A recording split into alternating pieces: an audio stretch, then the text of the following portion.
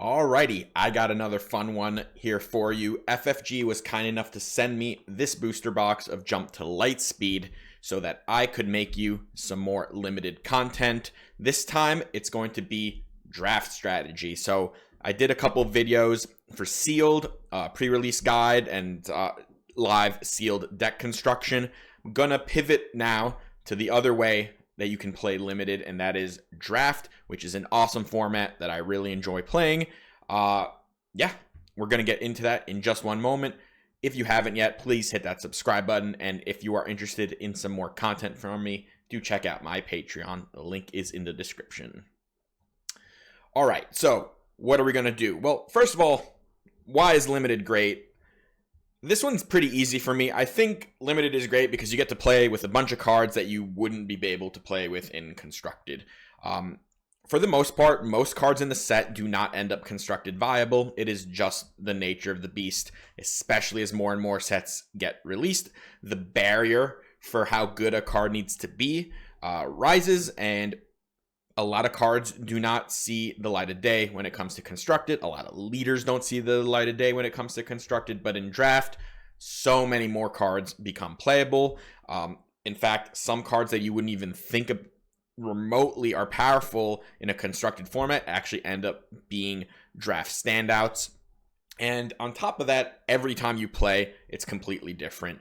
Your deck never looks the same. The decks you play against never look the same. You get to live build. Drafting is just kind of a cool experience where you get to like rip packs and like pray you get that showcase, and then like you pass and you just hope that the person passing to you is not drafting something in the same colors that you are. Or if you're doing it right, you know they aren't drafting cards in the same color that you are. So that is why limited is great. I enjoy drafting a lot. I think it takes a ton of skill. I think it's very rewarding once you end up understanding the format and getting used to the mechanics. So what I'm going to do, I'm going to talk about the rules of draft. That'll be brief. Talk about some basic draft strategy. Talk about leaders a little bit, just some highlights there, and then a big chunk of this video is going to be something I call, and a lot of people call, pack one, pick one, but I'm going to do it with a twist. So normally, you know what? Let's talk about that a little later. I'll give you all the details of what that's going to look like. So the rules overview. So it's an 8-person format, although you can play it with 6. I personally don't recommend playing it with other numbers. If you go below 6, I think sealed is a great alternative. More than 8, same thing. I just find the experience is not nearly as fun if you're not playing with 8 or sometimes 6. Those are really the numbers, ideally 8. Each player will be given 3 booster packs. You will be sitting in a table with a circle, whatever, rectangle, however, whatever table you have, perfect for you. You're going to have someone to your left and to your right. These are the people that you will directly be passing cards to. In a draft, what's going to happen is people are going to open packs. They're going to pick a card from these packs and then pass the rest of the pack to the person, either to the left or to the right of them, which we'll talk about in a moment. The same as sealed, you will be building 30 card decks in this format based around a leader that you will also be drafting. And then you can use any common base. So once again, you will not be color locked at all. So the draft process goes like this. You will open all 3 of your packs, but without looking at any card except the leader. You'll take that leader out, put it in front of you, and the rest of the cards should be separated and placed somewhere where they won't accidentally get mixed in with the rest of the card. And I want to stress this a lot because this is a very big mistake that happens in way more drafts than it should, is that people accidentally mix up their piles. What I do is I open a pack, but I don't like rip it all to shreds. I'll take the leader out and I put the rest of the cards back in the pack so that it's just like safe. I won't accidentally grab it if I'm like messing with cards. I won't, if people are passing me a pack, it won't accidentally get mixed with one of the piles that was next to me. It's very important that it all stays separated. The leader draft goes like this. So every player is going to have 3 leaders in front of them. Simultaneously, every player will select one leader. So someone will usually count down like 3, 2, 1, and everyone will draft one of the leaders in front of them. And then the other 2 that are left will get passed to their right, to the player to their right. And you will receive 2 more passed from your left. And then this process repeats one more time. Everyone counts 3, 2, 1. They draft one of the 2 remaining leaders and pass the last one, receive one from their left, and now you have 3. And these are the leaders that you will be allowed to use in your draft. This is all public information as well, and I recommend that while this is happening, you take a look, especially to the 2 players to your left, to see what leaders they might be passing you, because it's very important to stay open here and make sure that you have a variety of different leaders. After that, the card draft happens, and you will take one of the packs that's left, right? There'll be 3 during the first one. You'll look through these cards. You get to pick one of them. You place it down in front of you, and you will pass the rest to your left this time. So we did the leaders to the right. The first pack you will pass to your left after you draft 1 card, and then you will receive a pack from your right. And this process will happen until there are no cards left. You will draft 14 cards this way because there are 14 cards in that pack. The base, the common base or the token base, you can take that out. It's not part of the draft. You can just put that in the middle of the table. That card does not need to be drafted. Rare bases would, however, need to be drafted. This process repeats for the second pack as well, except that time you will pass to the right, and then the third pack you will pass once again to the left. And what I recommend here, we talked about not letting piles mix around. I recommend something called zone drafting, which means that you will pick a card and you will place the pile, the rest of your cards, to your left, which will be in between you and the player to your left. But after that, if you received another pack and you were able to draft quickly and you picked a card, if there is still a pile of cards sitting to your left that the player to your left has not yet picked up to start drafting from, just hold on to the cards. Don't put another one next to it. Don't start stacking piles. Like if someone's drafting slower than you are and you start stacking piles next to them, I guarantee this is a recipe for disaster. All the time people think that they can do it, it'll be smooth, and every time someone realizes that there's like a pack with 11 cards and then one with 8 cards next to them, or they drafted one less card than they should have in the process because something got messed up. Just be patient, do it 1 pack at a time. Everything will be much smoother that way. All right, some basic strategy. So managing the leader draft, this is incredibly important. You want to be able to have leaders of various colors and various affiliations, let's say heroism and villainy, right? So it's very challenging if you end up in a draft situation where like all 3 of your leaders are heroism or all 3 are villainy. You become extremely locked into what you need to draft early on, and it makes it staying open much more difficult in the draft. As well as like not wanting like duplicates of one leader. That's also not very good. So keep track, especially of the leaders. The person to your left will be passing you 2 of the 3, and the person to that person's left you will be getting 1 of their 3 leaders. So you need to start understanding like, okay, if you know that to your left, the person opened 3 heroism leaders, so you know you're getting 2 of those. If you have a villainy leader in your first pile, you might consider, even though it might not be as good of a leader as like one of the heroism ones you opened, you might consider taking it because you need to be able to stay flexible. I think that's very important. On top of that, you should look for efficient leaders, which I'll talk about in a second. These tend to be leaders that are less synergy focused and more just bulkier when it comes to stats. Staying open is important, especially early in the draft.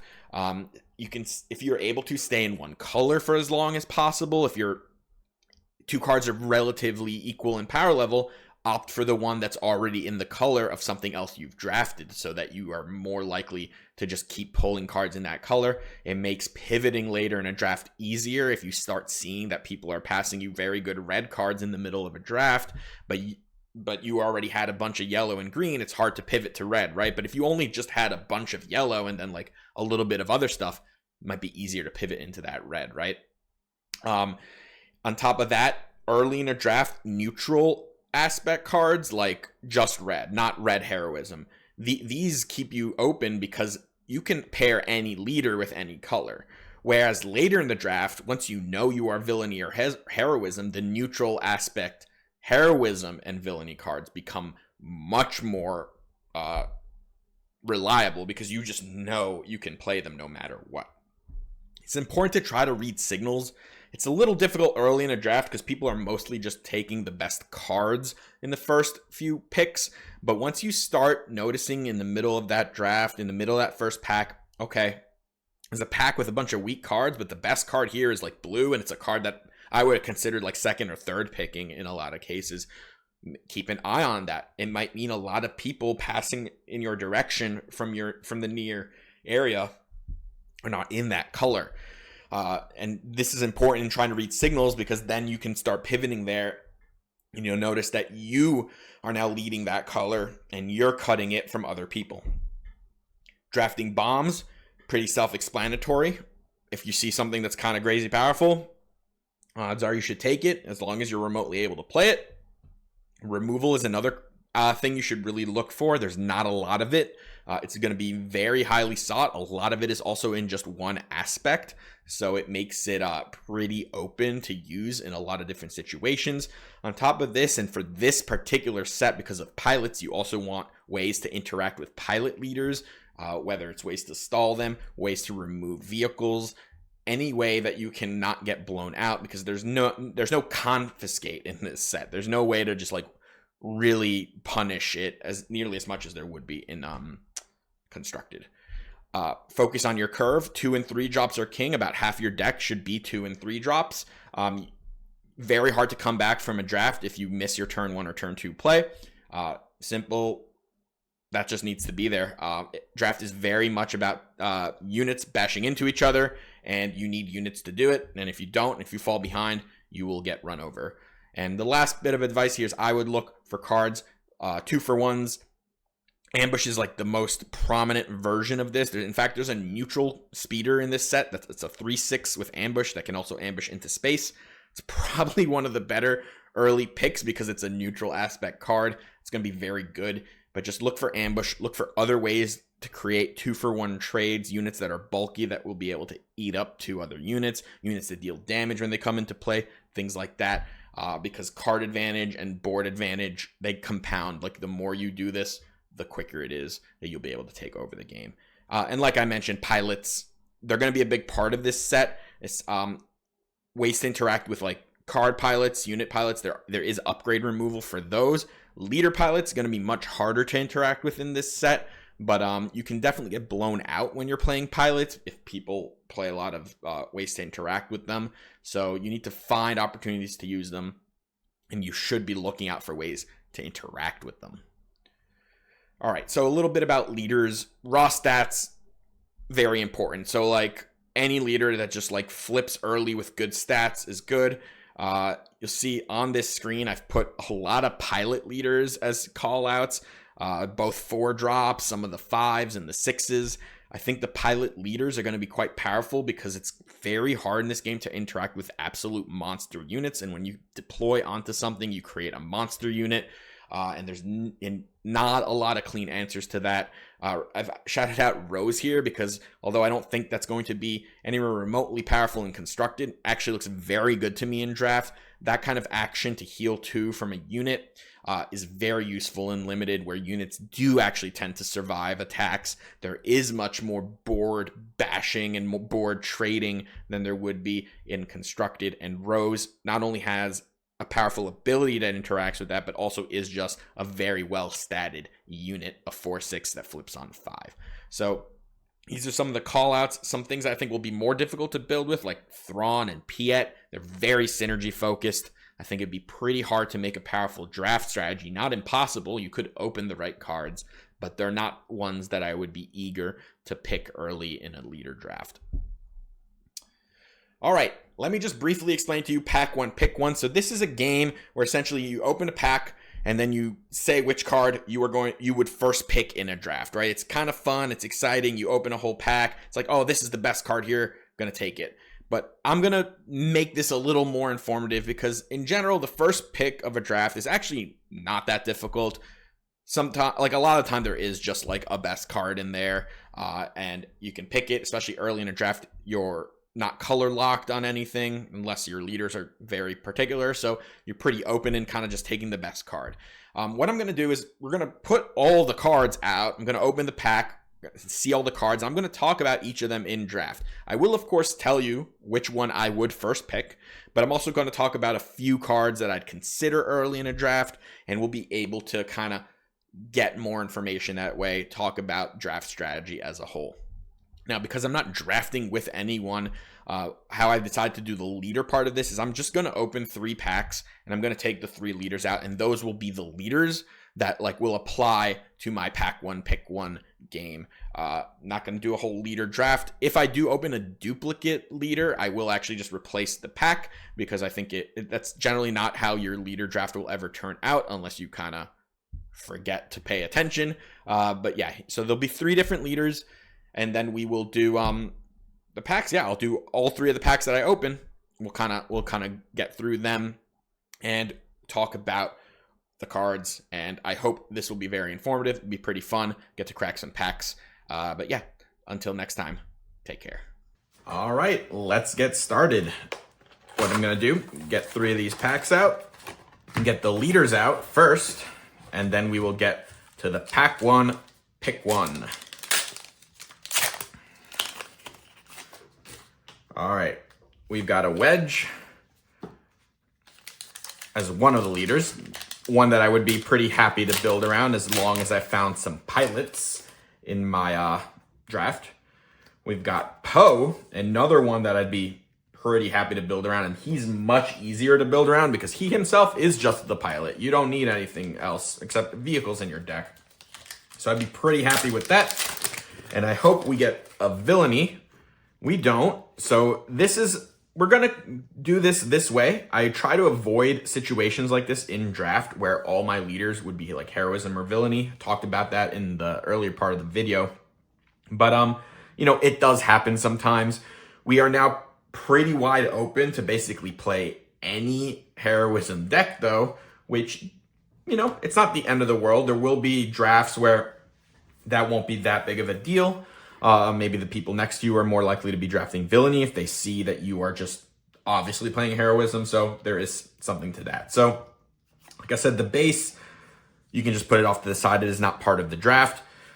Rogue class Starfighter. This is not a particularly exciting card, although it is a card that will probably make most villainy decks in a draft because, it's just a 4/3 Sentinel for 4. It's fine. And fine is often good enough in draft. Diversion. Give a unit Sentinel for this phase. That is not a card I would highly draft at all. Swarming Vulture Droid is another one I wouldn't be too keen on drafting. But Phoenix Squadron A-Wing, however, I think is a very good 2-drop and works very well with Poe or Wedge potentially. This is a very powerful 2-drop, and I would be pretty happy to play it. Piercing Shot. Defeat all shields from a unit. Deal 3 to that unit for 3. I mentioned earlier, removal. Very important. This is another card that I wouldn't be too unhappy picking early in a draft. Covering the wing, create an X-Wing and give a shield token to another unit. It's a playable blue card. Like, it's going to be like a mid-pack pick kind of card. Veteran Fleet Officer is a 2/1 that makes an X-Wing on play. It's a decent card. I would probably pick the Phoenix Squadron A-Wing over it, right? They're both heroism green cards. I will give the tiebreak to the vehicle 2-drop, however, especially with leaders like Poe and Wedge. Shoot down, however, we got a lot of good heroism green, but very good removal. Shoot down is a 2-cost that deals 3 to a space unit and then deals 2 damage to their base if you defeated that unit. Shoot down is premium removal. It would be difficult to pass this up for anything middling. Fleet Interdictor is a fine villain blue card. Of course, we are not playing villain, so we can kind of not even have to think about that. Cham Syndulla, for the most part, it's going to be a 4-cost 5/4. People don't ramp very much in limited, but 4-cost 5/4 is certainly playable either way. Heartless Tactics. This one I don't love. You shrink something by 2, and then if it has 0 power, you can bounce it. Overall, I think it's way too situational. Banshee is a powerful 5-cost villain blue card. Of course, like I said, we're not in villain. That Heartless Tactics is actually also a villain, so those are not cards we'd consider. Hot Shot Maneuver is our rare. Choose a friendly unit. For each of its on-attack abilities, deal 2 to a different unit. Then attack with the chosen unit. This one is like a pure build-around kind of card. There's not going to be very many situations where you can give a unit more than one on-attack ability. So this does not look like a particularly worthy pick in Limited. And then the foil is a Royal Security Fighter, is a 2/2 grit. This is not a very good 2-drop. If you're playing with Asajj as your leader, this one becomes much more exciting because you basically turn it into a 3/1 on the first turn while dealing a damage to your opponent's unit.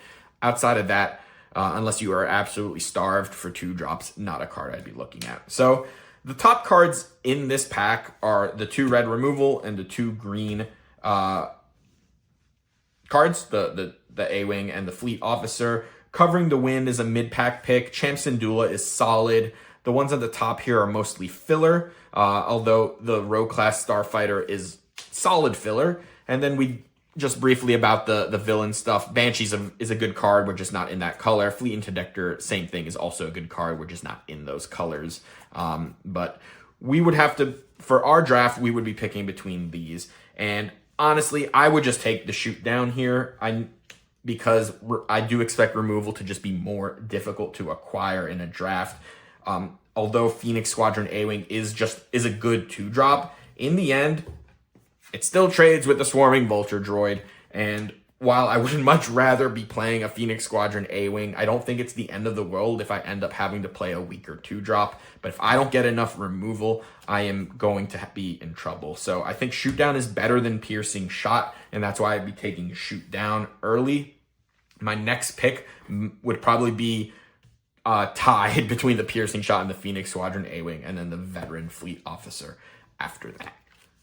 So Shoot Down wins for the first pack. I'm going to put these away and then get into the second one. So once again, we put the base off to the side. Here's Guerrilla Soldier. This is a yellow card, so especially since I want to probably be playing Poe or Wedge, first picking something, this is just general strategy, first picking something outside of their color would make you a little more color locked. However, we do have a yellow leader as well, so it doesn't lock us that much. But I would prefer, if possible, if the better card is, if there's a tie for the best card and one's yellow and one's red, I would probably opt for the red one because it would lead more into the leader that I think is most powerful here. Attack Run is a neutral card, attack with 2 space units, mostly filler. Zygerian Starhopper is a good 2-drop. It's just a villain cunning one, but it is a good one. Celestrin Spacer is a filler pilot. I would hope not to need to run a card like that. Here's a good card, MC-30 Assault Frigate, 5 cost, 5/5 Overwhelm Raid 1. It's a great card. This is bread and butter. This is an above average draft card. It's just a really big body. Like we said, there's not a lot of removal for really big bodies. It's important to just have durable units. I think this one will play pretty well. Works with a Poe green deck, would work obviously with Wedge. So it is a consideration here. Asai Tactical Officer, I don't think that one's particularly powerful. I don't like units that don't have any power. It makes it themselves not trade well. Outer Rim Outlaws is a 3/3 shielded unit. Solid card. Now this is blue is the one color that we actually have no leader. So this one, picking a blue card early for us would very much color lock us because we would basically have to be playing blue. There's no maneuvering with our leader at that point. It just would have to be our other color no matter what leader we end up picking. Makes it much less flexible overall. Whereas if you pick like a green card, it works with Wedge paired with any color, right? So it doesn't really lock us into any color because we have a leader in that color already. So it's a bit more flexible as opposed to getting locked early. Adept Art 170 is a 3/4 restore 2. It's a middle pack kind of pick. It's fine. Red Squadron Y-Wing is not as good as the green one that we just saw in the previous pack, but it is a solid 2-drop. I would obviously run this card in basically any of these decks if I was playing red. And of course, it is quite good to be able to play a 3 health unit on turn 1 so that Poe can jump into it on turn 2. Jarek Yeager, the uncommon, is a 2/3 for 2, and he's a pilot.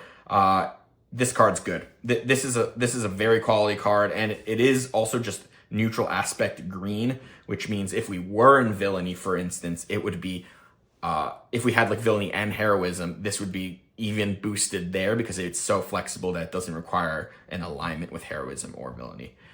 General Hux is really only ever going to be good if you have a critical mass of first order units. That's not going to happen with the leaders we have. Ewing Lander is a 5 cost 2/2, but it's kind of a 5/5 because it comes with 3 experience, and then it can move upgrades on its attack. It's similar to the assault frigate. It's just a solid beater. I would of course prefer the frigate, especially because its color does not lock us the way a blue card would. The rare we have is No Glory Only Results, a powerful removal, but it's villainy locked, so not for us. And then our foil is System Shock.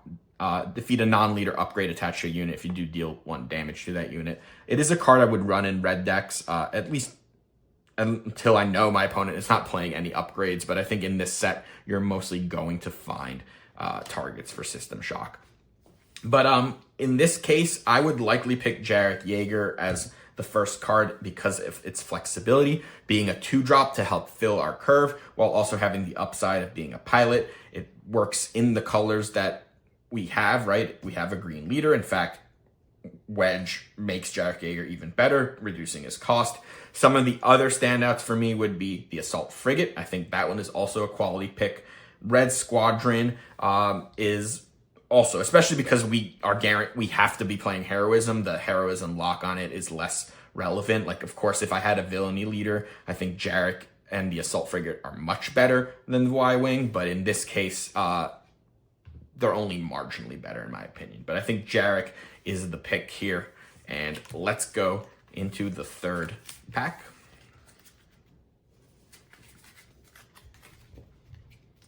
Alrighty. The base, so dedicated wingmen, create 2 X-Wing tokens, just heroism alignment, which means it, of course, can go with any deck. It's solid. It's a solid card. It's not a first pick card, but it is solid. Death Space Skirmisher is another solid space unit. 3/3 that exhausts unit if you control another space unit.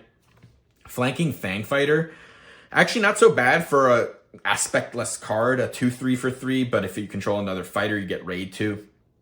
It's not very powerful, but because it basically will always be able to be played, it does boost it a little. It's not something you'd ever pick early, but I do expect it to be a card that makes draft decks a decent amount of time. Punch It is action sheet pump. It's fine. Probably play one of them in a yellow deck. Academy Graduate is a blue pilot that gives Sentinel. I think it's okay. Not super exciting. Focus Fire is removal. It's a bit tricky removal, right? You have to have vehicles to kind of attack into something, but as long as you do have vehicles, I think Focus Fire will make for a pretty good draft card. Determined Recruit is a filler pilot, but not a bad one because, once again, like Jarek, he is a split card. He can be played as a 2-cost 3/1. I like having 2 costs. You never want to skip turn 1, so having cards that can double as a turn 1 play, but also just give you upside as pilots is going to be powerful. So I do want to stress that these early 2-drops that are pilots are going to be good. Now, Academy Graduate doesn't fill that role nearly as well because a 1/2 for 2 is essentially meaningless a lot of the time and will just get eaten by your opponent's turn 1 play, but Determined Recruit will likely just trade with your opponent's turn 1 play, making it more powerful. Out the Airlock is solid removal, the one that gives -5/-5, and shout out to this because this is actually something you can use against leader pilots that have taken some damage, and you can finish them off because most of the removal in the set won't target them. Eager Escort Fighter is a 4/1 ambush for 3. Think of this as a removal because it's never surviving anything it ambushes into, but you know, I think it's solid. It's like kind of open fire for a space unit, and decent card. Shuttle ST-149, not a card we're playing because we're not villainy, but a very, very good card. And it is a pretty flexible one because as long as you have villainy leaders, this would make the deck no matter what. At its core, it's a 4-cost 3/4 shielded, which is fine. It's a good body in space. But being able to move that shield on its play, or even if by chance you're able to steal a token upgrade like an experience or a shield from your opponent, it can be an absolute blowout. Very, very good card. Unfortunately, we don't have a villainy leader. And Wingman Victor 2, a very good pilot. A 2-cost 3/2 at its core is a good stat line. And then you have the piloting upside that gives +1/+1 and a TIE fighter. This is another very good card, and a card we can't play once again because we do not have a villainy leader. Nabat Village, Hyperspace. You're not going to really play this card. I don't think giving up 3 life for the ability to, draw 9 on your first hand and put 3 away is going to ever really be worth it in draft. You're not playing a sort of deck that is going to absolutely need you to have 2 different cards in your opening hand, which is the only time this actually really the core reason you would want to play Nabat Village. Our rare is super heavy ion cannon. So this only goes on capital ships or transports. And then on attack, you may exhaust a non-leader unit the defending player controls. If you do, deal indirect damage equal to its power to that player. I think this is a very situational upgrade. Not one I would look to play drafting early, that's for sure, because it requires only capital ships and transports. Got a Hyperfoil Interceptor Ace. Once again, a villainy card. Not a card we can draft here. So the best cards in this pack were definitely the 2 villainy cards, the Shuttle and the Wingman Victor. Interceptor Ace is solid. Other than that, this is not a particularly exciting pack, and this is another one of those reasons where I would hope to not be hero locked in an early draft, because you can get good villainy cards, and we can't even look at those cards. So the airlock is powerful, although it's blue, right? And we're trying to not draft into blue on our first pick. I think Determined Recruit is actually a reasonable first pick here because of the flexibility. It's going to be decent in a Poe deck because it's red. It's going to be decent in a Wedge deck because it's a pilot. That's solid overall. And I think, honestly, it's not exciting, but that's likely where I would lead. I probably would first pick the Determined Recruit in this pack. All right, so we did the 3 packs that we got this 3 leaders, and we're going to do one more whole round of this. So I'm going to open 3 more packs, get 3 more leaders, and then we will draft based on, we will do the pack 1, pick 1 based on those. So 3 more packs. Let's see what leaders we got here. So we got a Lando. Now, he's a very expensive leader, 7. I don't love playing 7-cost leaders in Limited. Tends to be a pretty fast format overall. We've got Rose, which unfortunately is also a blue hero, so we're kind of losing in the department of flexibility already. And the last one is Darth Vader. So that's great. We have a villainy and a heroism. It's great to pull that. I think Rose and Darth Vader are both very powerful leaders, so I would be pretty happy to build into either of them. Of course, I see almost no way we would be playing a Lando deck because Rose, I think, is just the better leader in that color. So we are probably either playing blue hero or green villain, which means we're looking at green and blue cards primarily, and both could be playing the other, right? Like a neutral green card, we can play that with Rose. And that would be useful, just like we could play a neutral blue card with Vader. All right, Contracted Jumpstarter, a good, solid 3-drop Sentinel. Would only be possible to play that with Vader, and it would essentially lock us to a green-yellow villain deck. That would be a pretty narrowing first pick in terms of flexibility. Swarming Vulture Droid, not super exciting. Shadowed Hover Tank. It's not a great Sentinel because it only has 3 health. It's an okay card. Scouting Headhunter, also not the worst 2-drop, but I don't love these 2-1s. I think they're going to get eaten up a lot. Adapt Arc 170, 3/4 Restore 2. It's okay. Determined Recruit, our first pick from the previous pack. Outer Rim Outlaws, a 3/3 shielded unit. I like that one. Veteran Fleet Officer. This would also, similarly to how Contracted Jumpstarter would lock us into green-yellow villainy, if we pick this, we would be locked into blue-green heroism. So it's a little difficult, especially because we don't have a third leader with another color. These early picks could be a bit challenging sometimes. First Order Stormtrooper is a solid little 1-drop in red villainy. Salvage is okay. Tantive 4, however, a very powerful 7-drop. Of course, it would lock us into heroism, but it would not lock us into any colors, and I think that's okay. And when I say lock, I mean that as like a soft lock. If the second pack has a very good villainy card, I would still take it and try to stay flexible.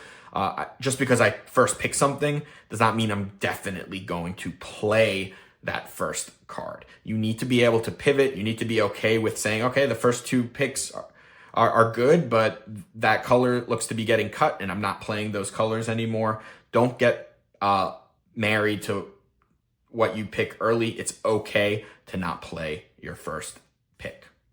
Face Off, I don't think this card is very powerful.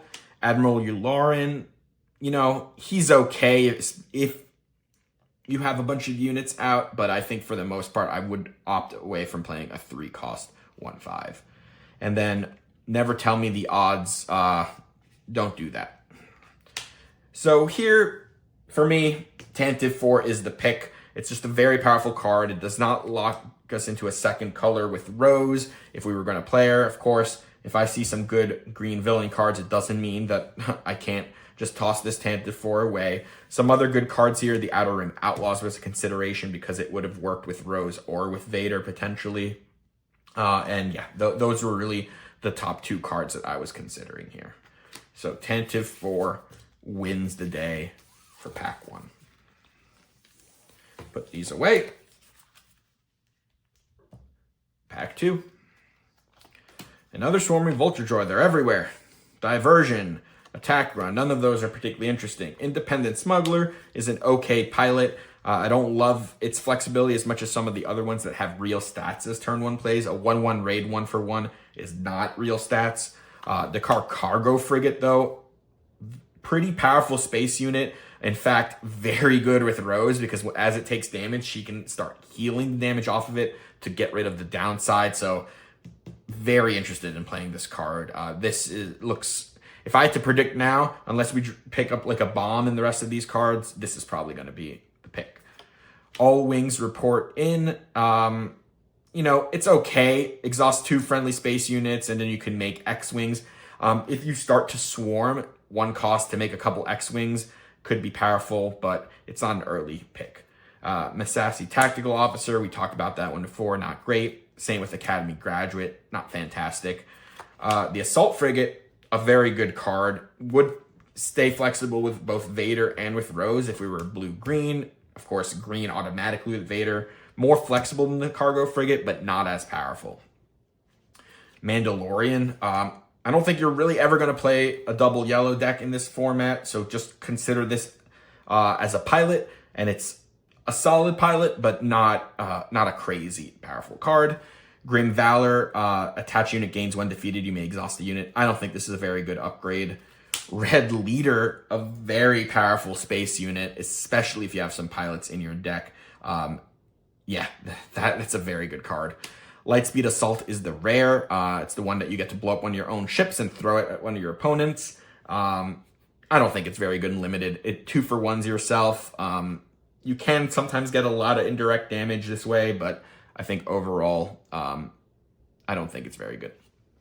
And then a foil, Swarming Vulture Droid. So the best cards here are the 3 at the bottom here. The Frigate, Red Leader, and well, there's 2 frigates. The Assault Frigate, the Cargo Frigate, and the Red Leader. Red Leader is the one that would color lock you the most because it's heroism and green, which means you'd be blue-green here. Cargo Frigate keeps us in heroism, but means what we can play kind of any other color. And the Assault Frigate doesn't lock us into heroism at all. It could be played with Vader or with Rose if we needed to. So it's the most flexible of the bunch, although probably the least powerful. Now, here I probably would take the Cargo Frigate. I think its specific synergy with Rose is so powerful that I would consider this almost like a bomb when it comes to playing with Rose. And that's why I would opt there, even though it's slightly less flexible than the Assault Frigate. It is definitely more flexible than the Red Leader. So yeah, let's go with the Cargo Frigate. And we got one last pack to run through. Tie Dagger Vanguard. This is a solid card in limited. There's a lot of times there's going to be things with damage on them, and Tie Dagger Vanguard is going to be able to finish them off. It might even be able to get an attack in the next turn, which means Vader will be able to make a pilot. So a solid card if you were looking to build around the Vader. The This Space Skirmisher, we talked about it before. Solid card. We talked about Dedicated Wingmen. We have not talked about Corporate Light Cruiser, and this is a very powerful space unit. It's a 6 cost that ambushes as a 5 power because of the raid. Ambush is an amazing keyword in limited. This is a very, very good card. It's just a little narrow because we don't actually have a yellow leader. But it would work with either heroism or villainy as long as yellow was the other color, and it would certainly be a consideration as a pick here. ATDP Occupier. Not going to be a first pick, but a solid, just mid-range red unit. The Cargo Relief Runner, another solid space unit. I would prefer the Corporate Light Cruiser, although the Relief Runner is more flexible, right? Because we have the blue leader. So its flexibility, does it outweigh the Corporate Light Cruiser's pure power? Potentially. Air superiority.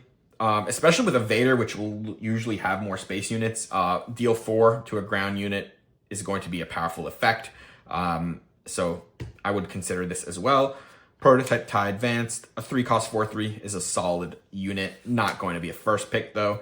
Desperate Commando is a solid unit as well, but also not going to be a first pick here. Von Reg's Tie Interceptor, good 3-drop, although in reality, is it really that much better than the Prototype Tie Advanced? Not really. It's a little better, but not by much. And that's why I want to kind of stress that just like raw stats on cards in limited makes up for a lot, right? Because you're not going to trigger these fancy keywords that Von Regs has very often. The Astromech Pilot. I like this pilot. Healing 2 when you from a unit when you play this for 2, and also buffing something +1/+3 is powerful. I don't love this as like an actual unit, a 1/3 for 1, not very effective, but as a pilot, it's quite decent. Bo Shek, another one that's as a pilot decent, especially if you can draw at least 1 card, and of course, it being a 3 cost 3/4 on the ground, good stats. Like Bo Shek, solid card. Our rare is Jam Communications. This is not a card I would be too excited about in limited. I think it makes for a much more interesting constructed card. But if you notice that your opponent has some bomb events, it's certainly something that you can consider. And then the last card is a rare. It is L337, and solid card, a 3/3 for 3. And then when it dies, you can equip it as a pilot. Very, very, very powerful. Easily the most powerful card in this pack. But locks you into the heroism. But I think in this case, the sheer power of it is worth it. I would pick the Elite Droid over the Corporate Light Cruiser or the Relief Runner, which would be kind of the next 2 cards on the list. I think Bo Shek and Air Superiority are also very solid cards here. All right, that's all I got for you. I hope this helped. Let me know if you like this limited content. Interesting to hear your thoughts. And until next time, take care.